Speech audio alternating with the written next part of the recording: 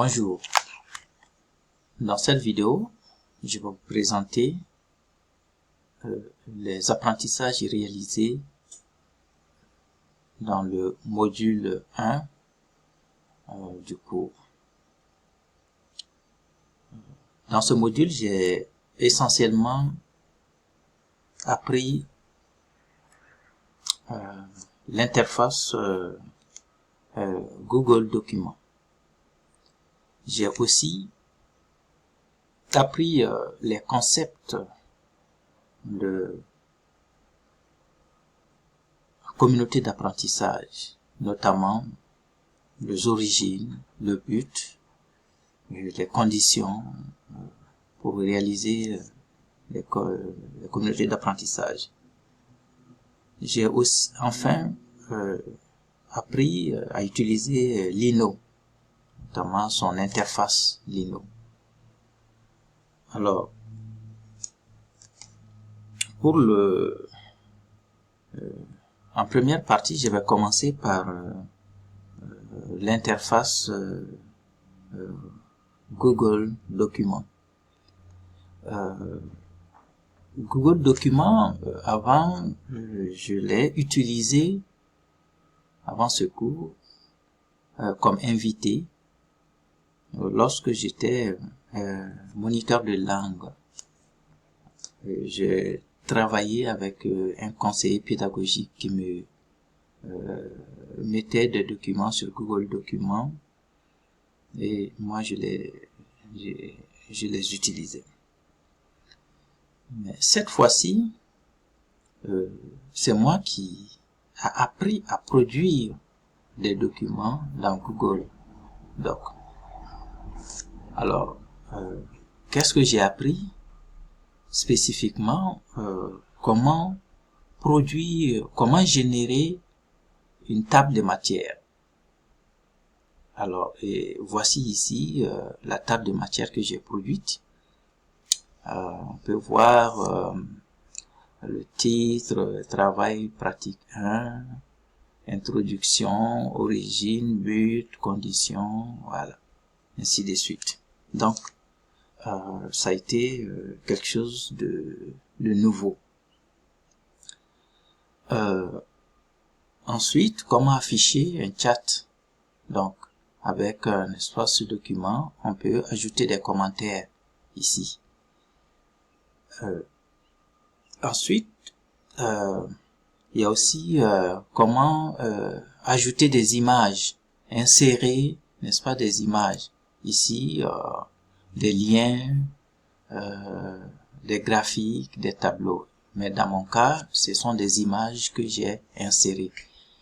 Donc, j'ai quand même découvert comment on peut ajouter des éléments, les hyperliens notamment.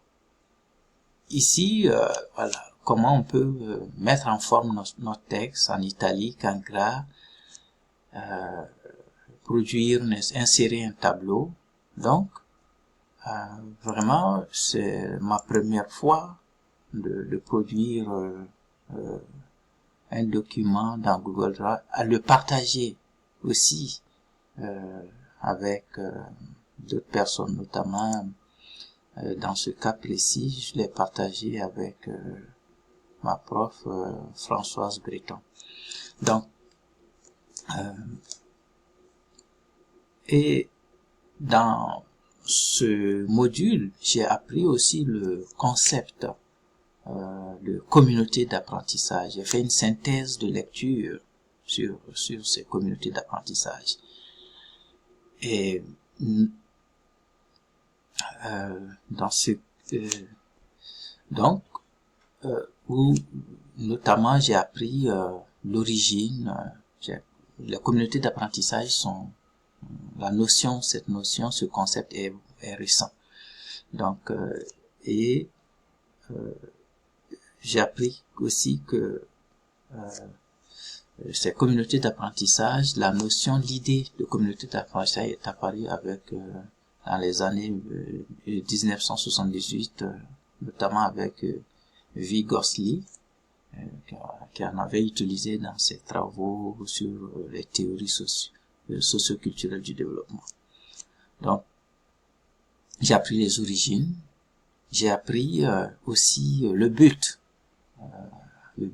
des communautés d'apprentissage, qui est de partager le savoir, de construire un savoir communautaire, à l'aide, n'est-ce pas, avec les différents membres. Donc, et à travers ce module, j'ai compris que la communauté d'apprentissage, la pratique de communauté d'apprentissage permet de relier les différentes communautés, de stimuler l'apprentissage, de fournir un contexte commun pour favoriser la communication, de permettre un dialogue vraiment entre les gens, de présenter un processus collaboratif dans le groupe, d'aider les gens à s'organiser des actions, donc vraiment à générer de nouvelles connaissances.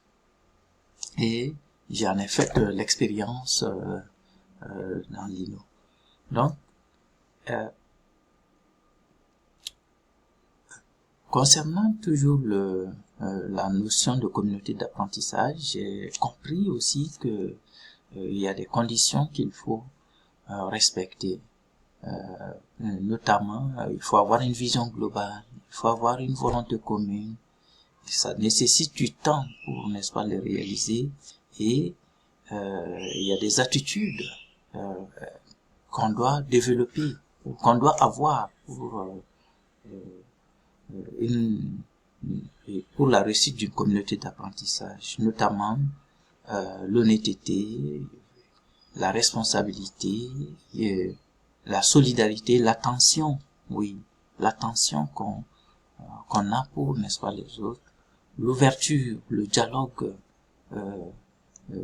qu'on doit avoir, l'esprit d'entraide doit être vraiment assez soutenu pour permettre de produire, d'avoir une meilleure communauté d'apprentissage.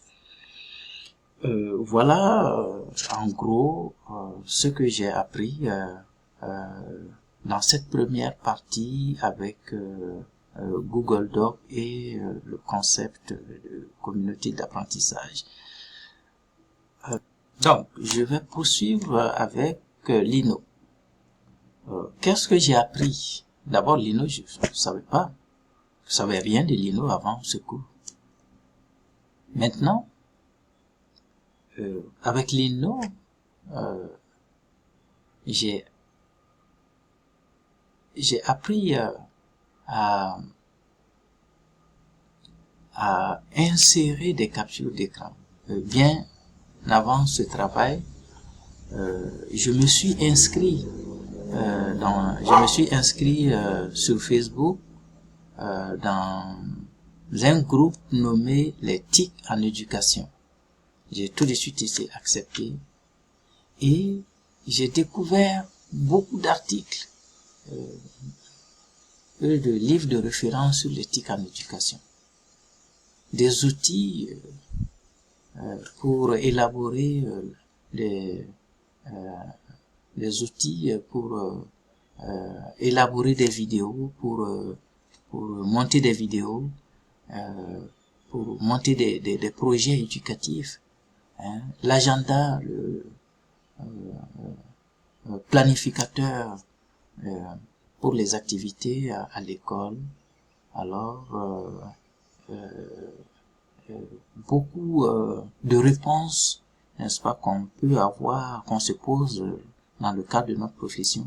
Et tout de suite, quand on pose la question, il y a beaucoup de gens réagissent pour partager leur expérience sur la question posée.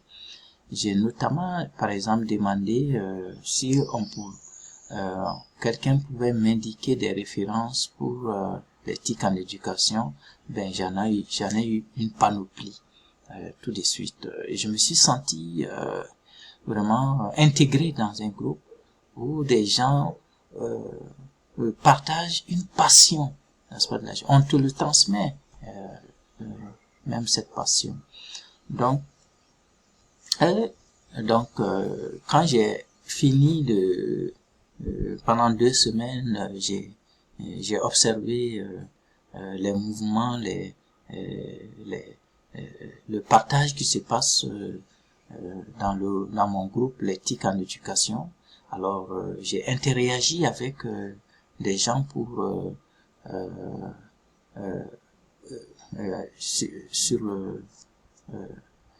sur des thèmes en enseignement. J'ai proposé à quelqu'un qui avait posé une question comme comment faire une vidéo. Je lui avais proposé d'utiliser Screencast ou Matic, donc et que je l'avais déjà essayé. Donc vraiment c'est génial ce qu'on apprend par ces réseaux. Donc en gros, j'ai appris à utiliser Google Doc, à produire des documents là-dedans. J'ai appris à partager, à interagir et à partager avec des gens sur l'éthique en éducation.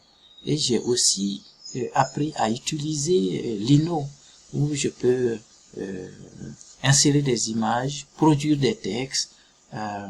Ici, on peut voir les images que j'ai produites, les images que j'ai insérées, des captures d'écran.